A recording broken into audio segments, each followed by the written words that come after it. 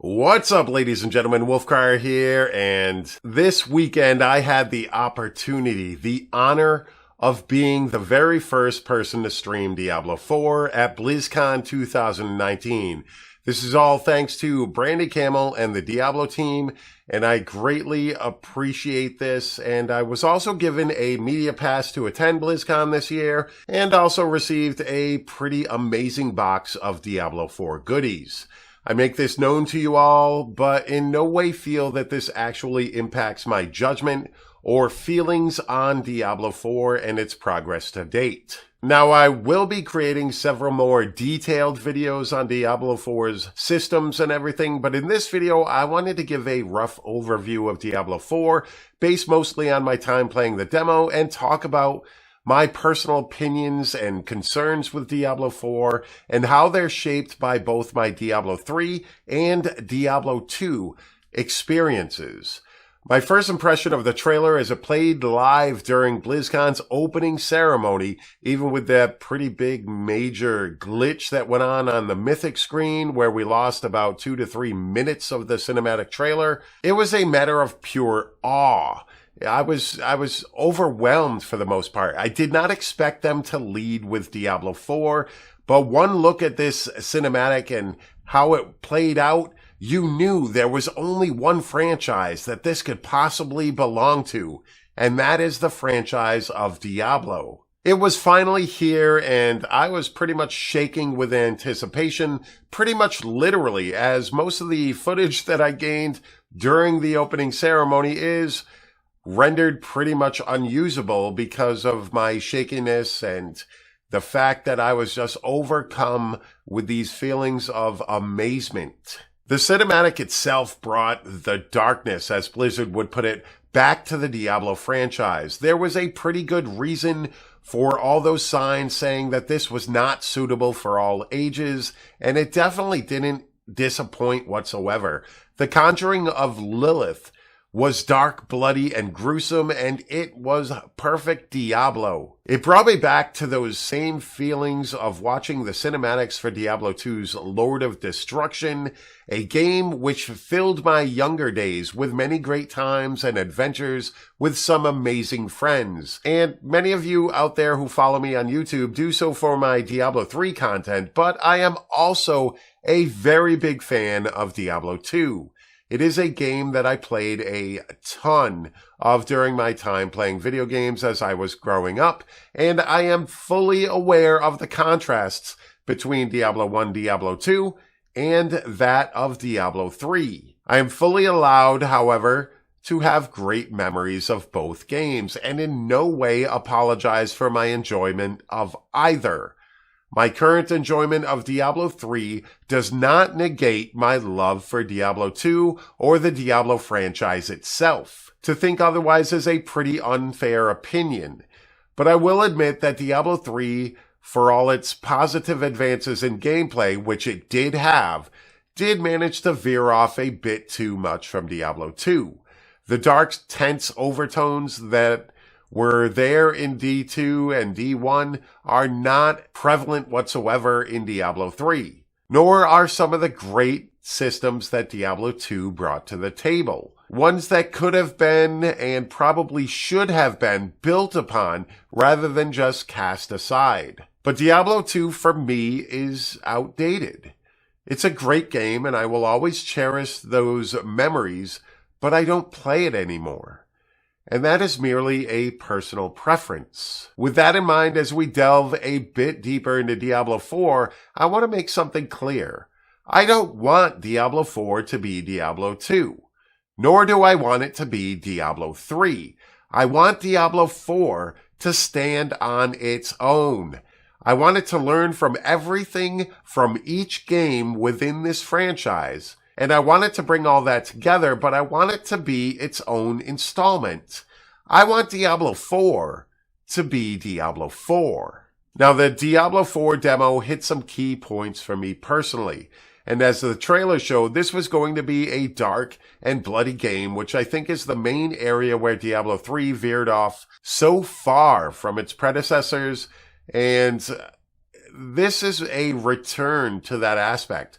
Another thing I really like is that it kept its isometric ARPG style, which some of the early speculations caused me a bit of worry about whether or not that would be the case, but thankfully none of those speculations actually came true. The graphics of this new look at Sanctuary were pretty polished, but maintained a level of gloom that Diablo 3 was unable to attain and struggled with for the most part. The area explored within the demo conveyed a sense of desolation, while not skimping on Blizzard's graphical capabilities. The monsters set within were recognizable with the exception of the Drowned, a new family of monsters created just for Diablo 4, and even those felt like they belonged there. And the level of detail of both the enemies and your character within this demo were pretty awesome. And I had the opportunity to be at one of the art panels for Diablo 4 and got to witness firsthand how amazing some of these artists are and the sheer level of craftsmanship that seemed to go into these characters and enemies. And Diablo 4, in my opinion, looks like Diablo 4. I've seen the comments here and there of how it looks like a reskinned Diablo 3 or Path of Exile, and personally find those viewpoints lacking in credibility even today as I'm looking through gameplay footage and that sort of thing. But opinions are opinions, and I'm only here to give mine, not change yours. You're allowed to have your own personal opinion, and I'm allowed to have mine.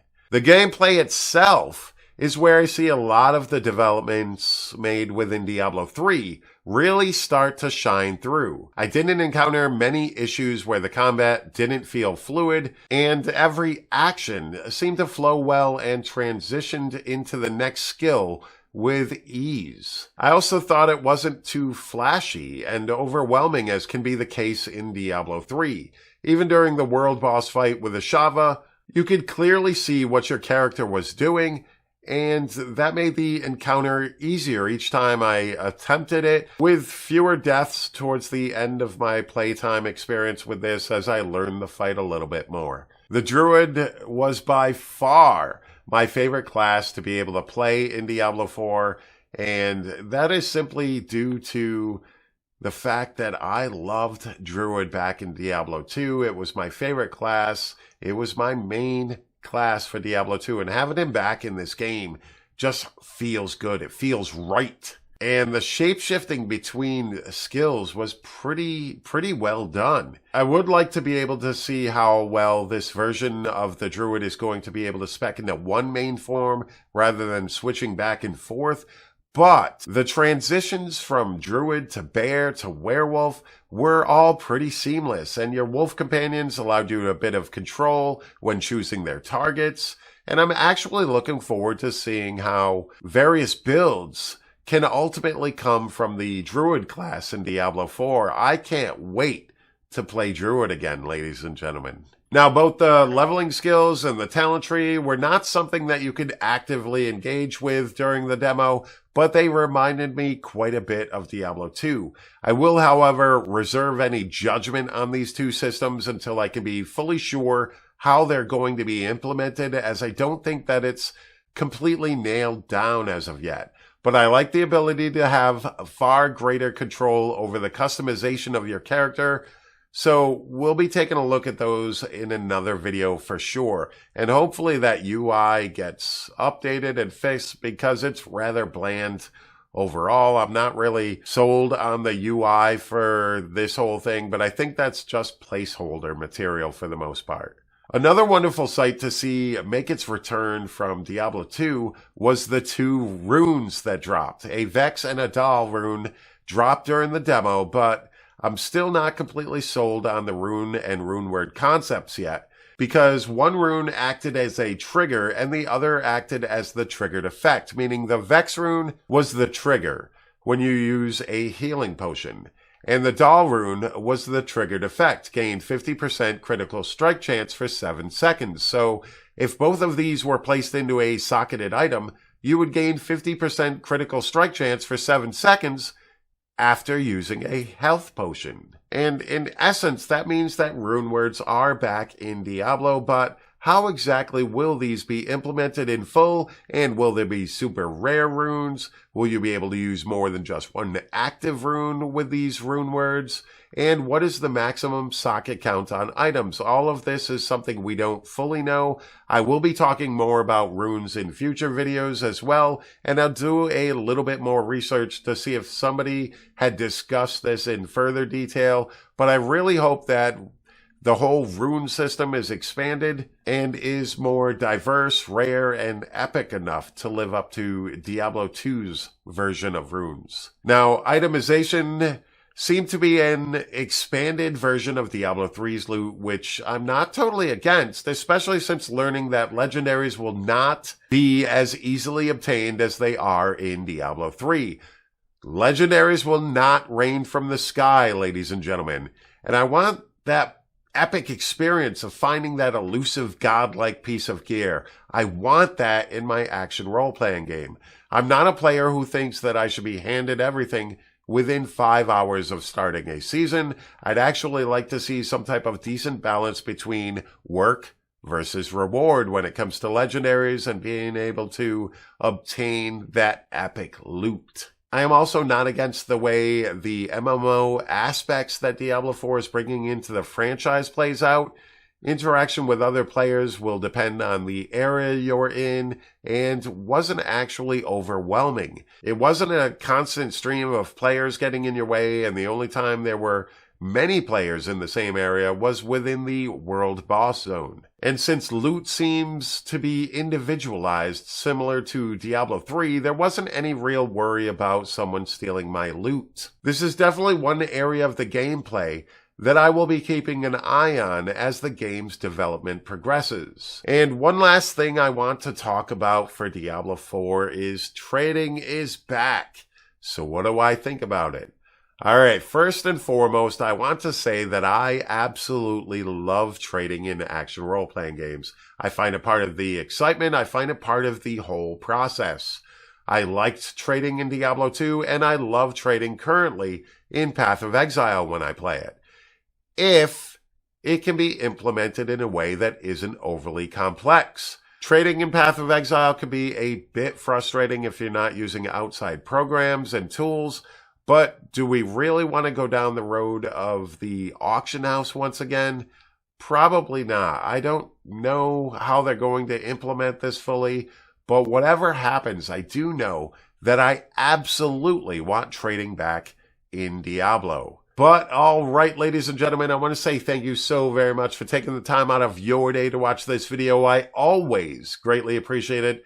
Don't forget to hit that like button, hit that subscribe button, and definitely let me know down in that comment section down below your thoughts on Diablo 4's announcement, all the gameplay you've seen, what you like, what you don't like. I love hearing from all of you. I love reading all of your comments, and I am greatly appreciative of all of your support. So once again, ladies and gentlemen, thank you so very much, and you all have a fantastic day.